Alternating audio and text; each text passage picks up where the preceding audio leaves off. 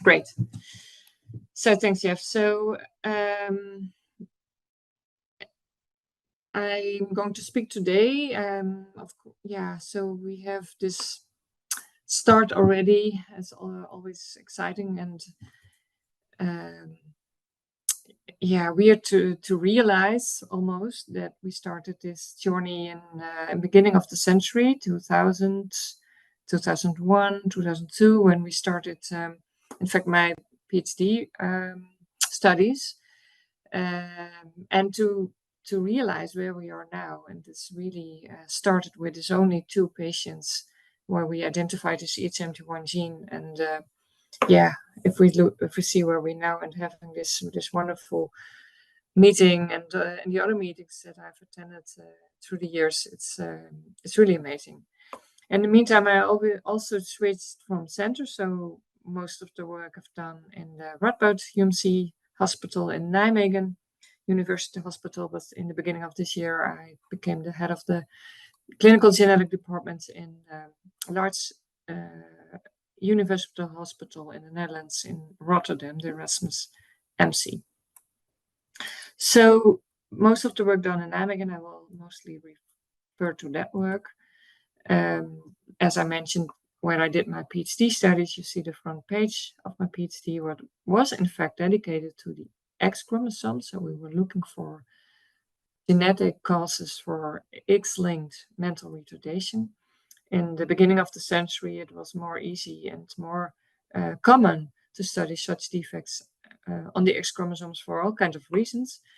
But nowadays, of course, with all these technologies that have been evolved, all the chromosomes are studied in most detail.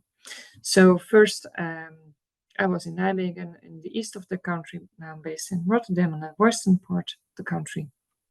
And on the right in the slide, you see the webpage of the expert center that I established with many colleagues, a clinical expert center, because I'm a clinical geneticist, and from the beginning onwards, when seeing patients, I felt the need to have it integrated in a multidisciplinary team with all kinds of expertise, because there's questions on the behavior, on somatic issues, on development, and it needs a lot of integration of knowledge, and that we established in this center.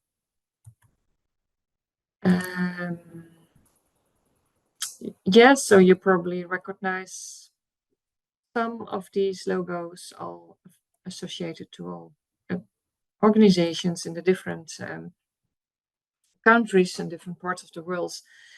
As I just mentioned, for me, it's very important to see such evolvement through the years, that we can have the implementation through this route so much better than we did in the past.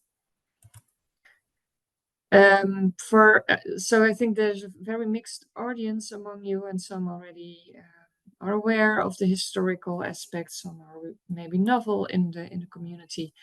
But I think, important to know that the way that we identified the gene, because you need to realize in the beginning of the century, we didn't have exome sequencing or genome sequencing or next generation sequencing. It was all based on genotype first, or clinical recognition of patterns.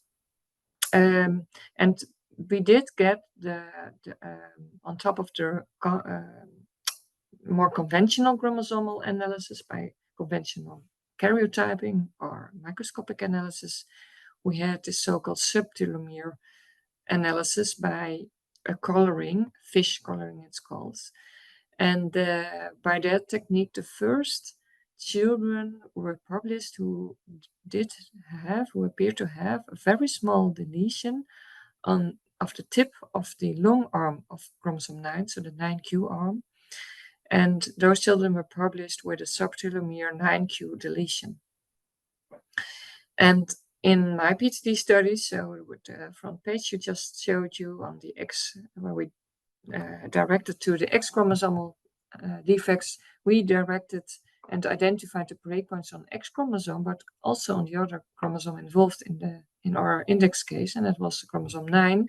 And there we found out that the H71 gene was the one that was involved in this complicated translocation.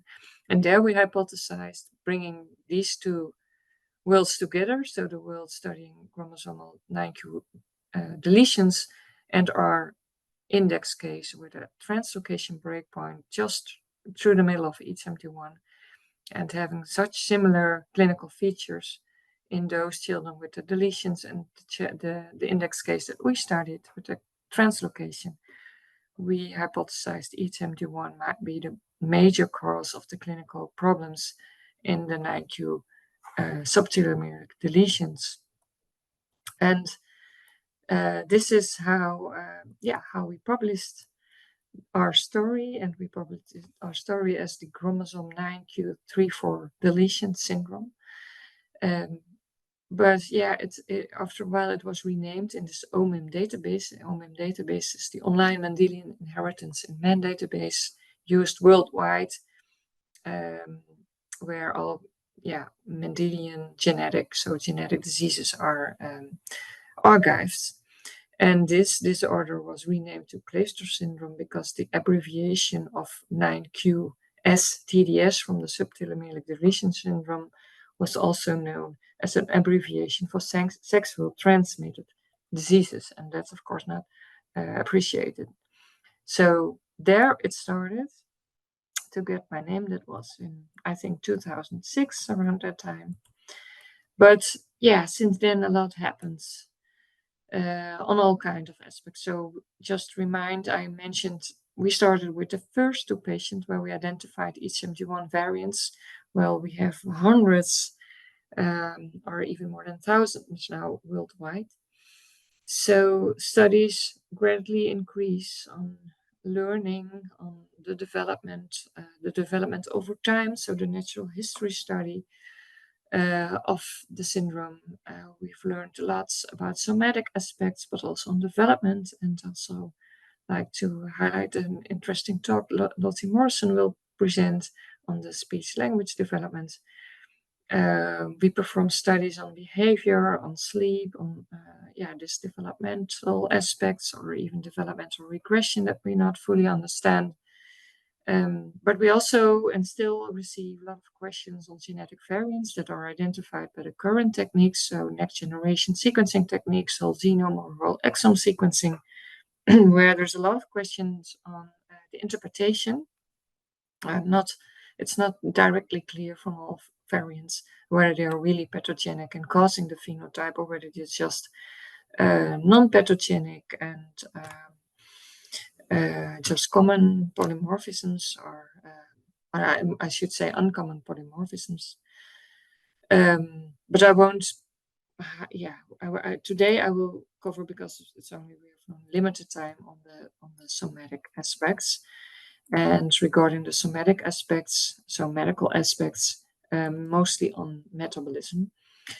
And that has several reasons, because, first, when following up children and also adults with the syndrome, we increasingly saw problems with growth, and that might be undergrowth at younger age, but also overgrowth at elongated age.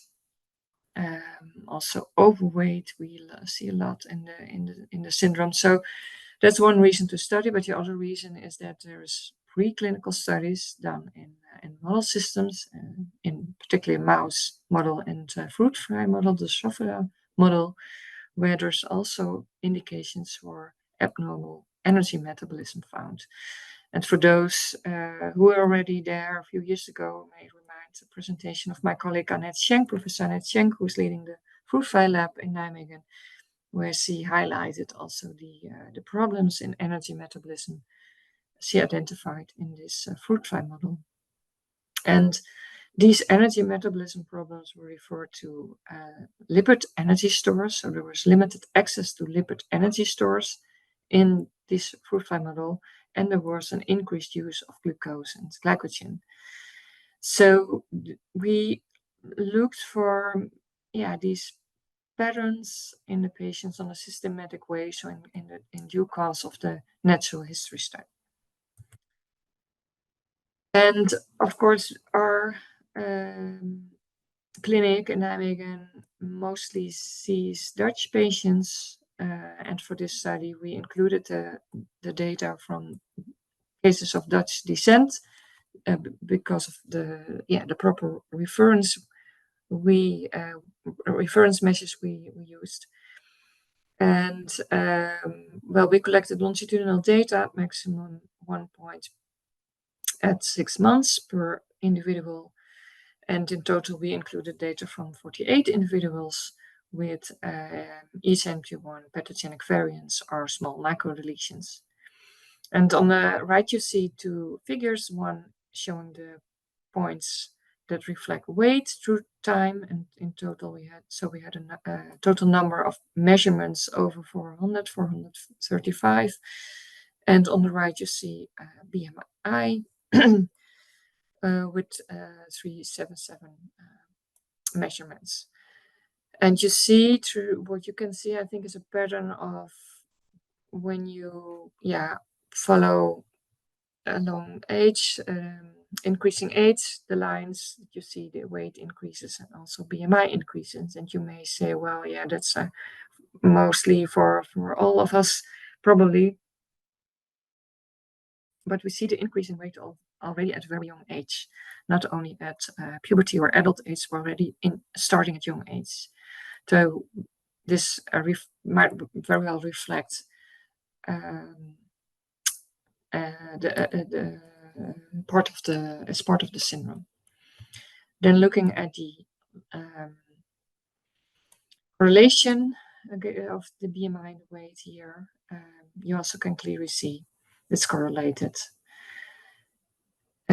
So in this cohort, in our cohort, the Dutch cohort, in total, we had 30% overweight and 28% obese. So over half of the population of the syndrome in our cohort had overweight or obese. But also, as I mentioned already, at younger age, there is an increasing overweight and obesity. And we looked at several parameters that could have influenced this. And we asked, for example, questions about binge eating, and that was present in a bit less than half of the patients. The number of exercise, of the amount of exercise, in this case at least 1 hour a day, that was fulfilled by a quarter of them. Then we also wondered, is it associated with overweight in the parents or one of the parents? Then we found that in 30%, so in 9 of the 30 that replied or that we have had measures from, this was the case, but in 70% clearly not.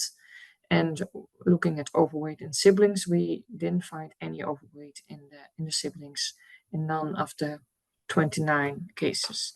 So this also points to an inherent problem of the syndrome. And we next questioned the body composition.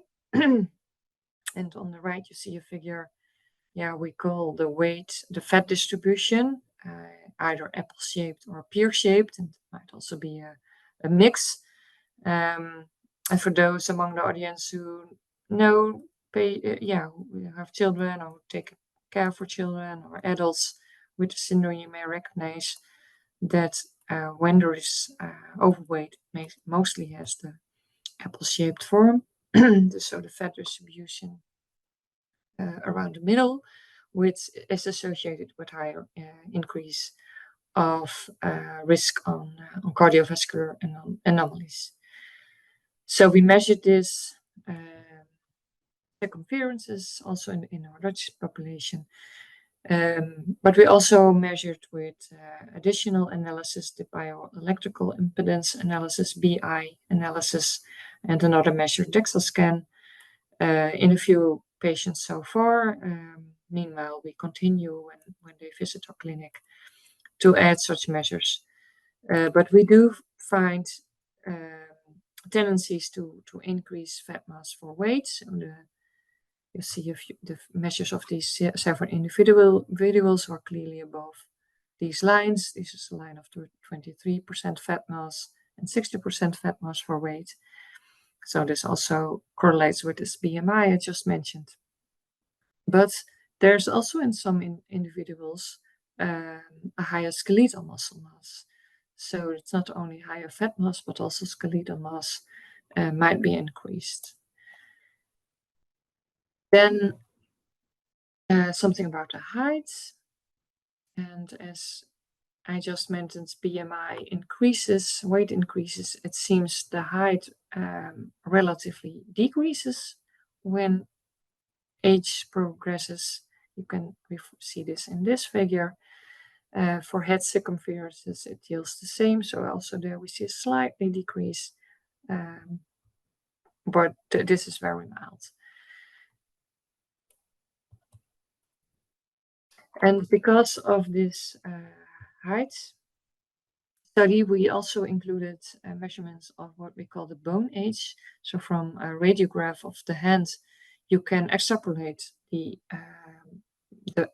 bone age and whether the bone age correlates with the biological age.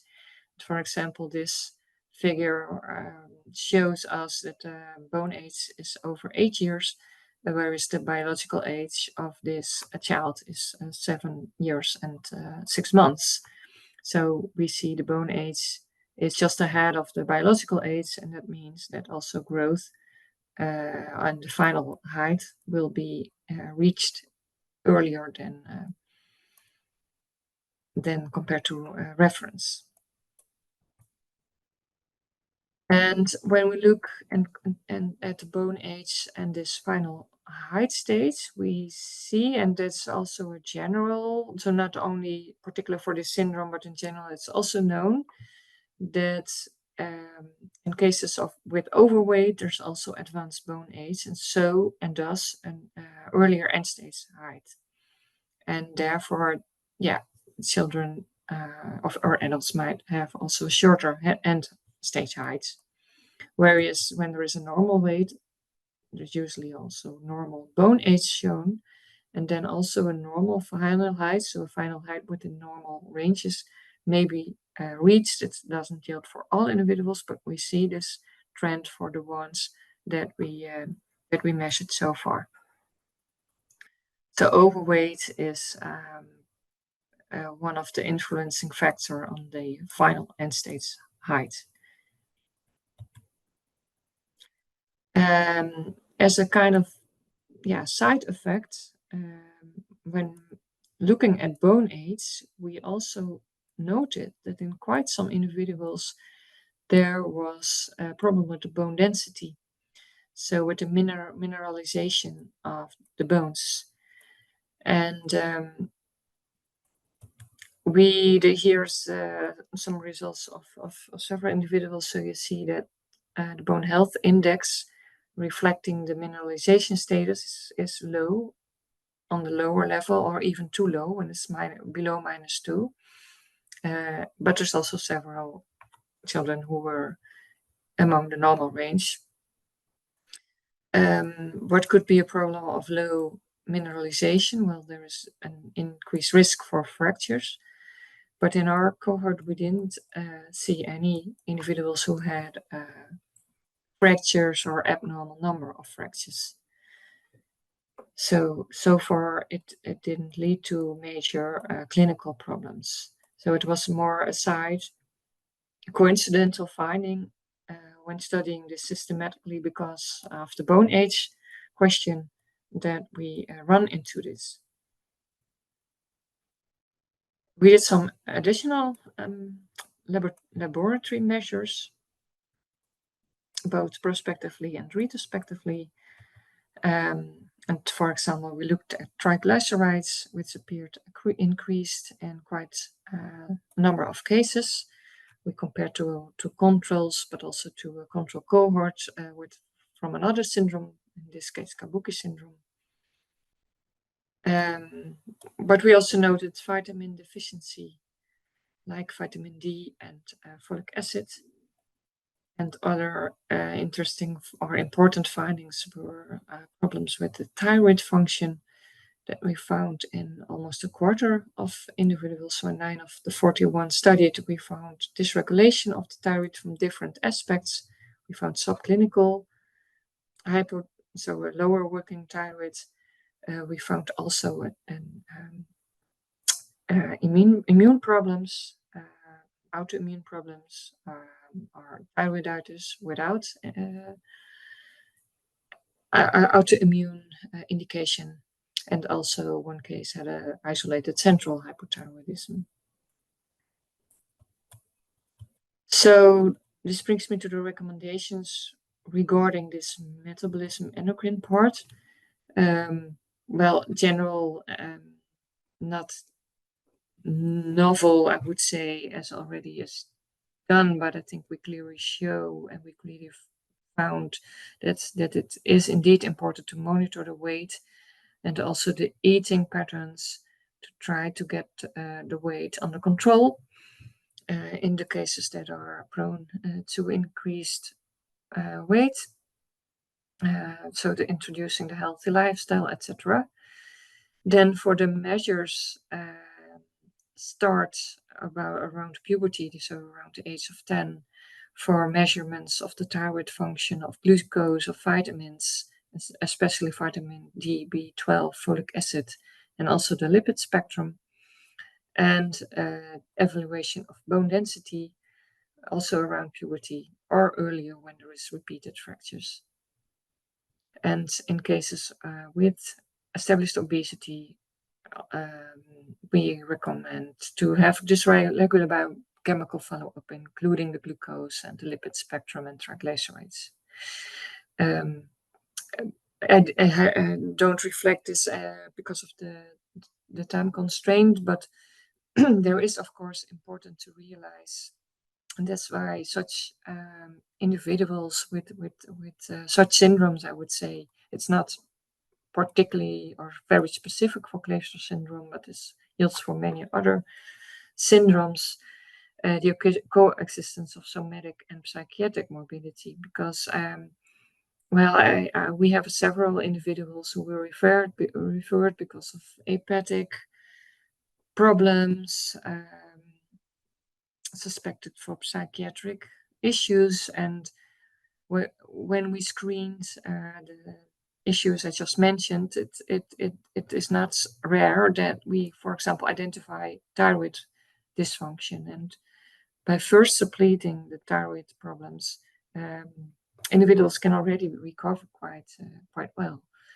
and that's why I think the main message is that it really needs multidisciplinary expertise to have a proper clinical management of your children or the ones you take care for. And I think that was my last slide. Yeah, of course, thanks slide to all the Nijmegen people, in particular Arjan Bouwman, who is a PhD, my current PhD student. You may recognize other names, Joost, Dimitris, and Lara, who are finalizing their PhD trajectories, and already some of them already have novel jobs, so they won't be able to participate in the community that much. And the pediatrician that I closely collaborate with, Dr. Galen, and all the others, and of course you as a community, and in particular I Define for having me here and having this community so much inspired by their ongoing activities.